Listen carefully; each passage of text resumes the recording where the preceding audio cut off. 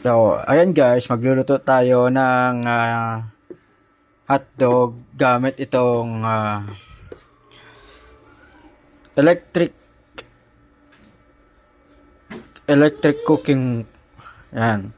Ang rated niya is 450 watts. So, ayan. Actually, yan, nakaluto na ako sa solar nito. Luto na yung rice, yung kanin. So, ito naman. So, ayan, saksak na natin. Ay, wait, saglit lang. So, ayan, so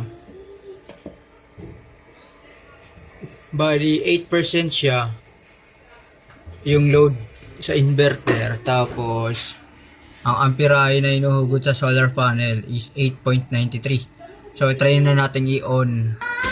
So i-on natin gamit yung first. Yan, yung so subukan natin. Umakyat siya ng 20% kasi 8% siya kanina, di ba? Ayan. Tapos ang hugot ng kuryente nag-40 na siya, nag-50 na. Pero try natin ilipat ulit. Ilipat natin sa dito sa second, mas mataas na wattage. Pero mainit na kaagad. Ilipat natin. Oh, mainit na kaagad oh. Ang bilis lang. And guys, nilipat natin dito sa right switch. Ang percentage niya is nag 46, 47 na yung hugot. Tapos nag 15 amperes na sa controller.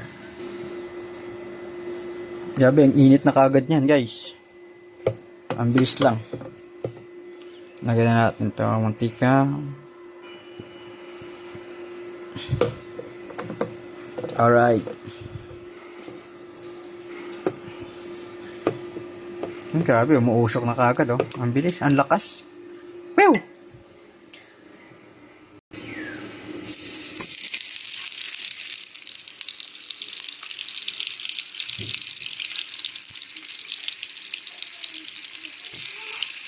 Alright.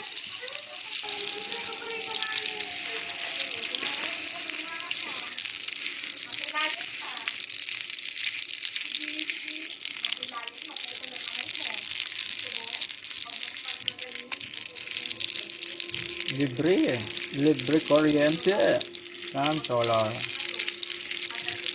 Kaya siya ng inverter natin kasi 450 watts lang yan.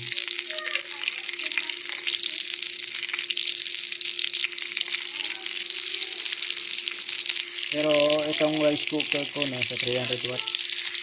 Mas malakas yung hugot nito. Parang hugot ng motor ah. Yung motor ko nagpo-40 plus yung load pag nag-reverse ng ikot yung motor.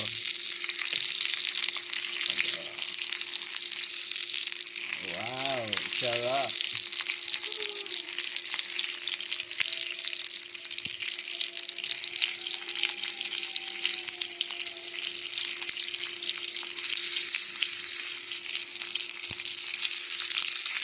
Lakas oh, ito itong kagad oh.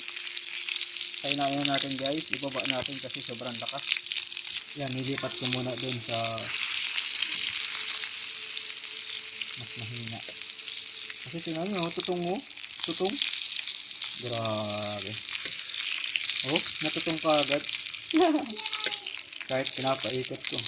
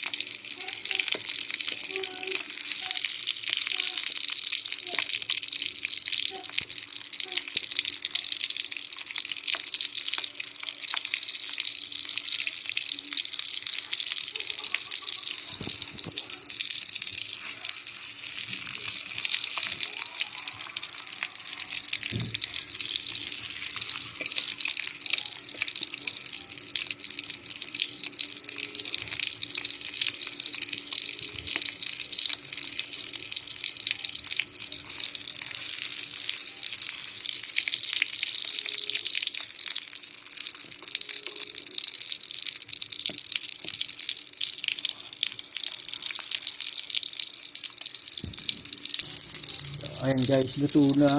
Alisin na natin. Natutong na.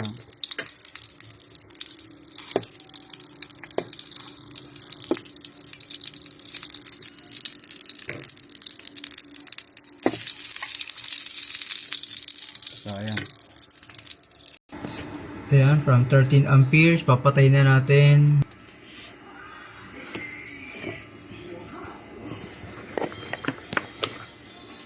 Ayan, naka-off na. Ayan, 12 na lang. Pew!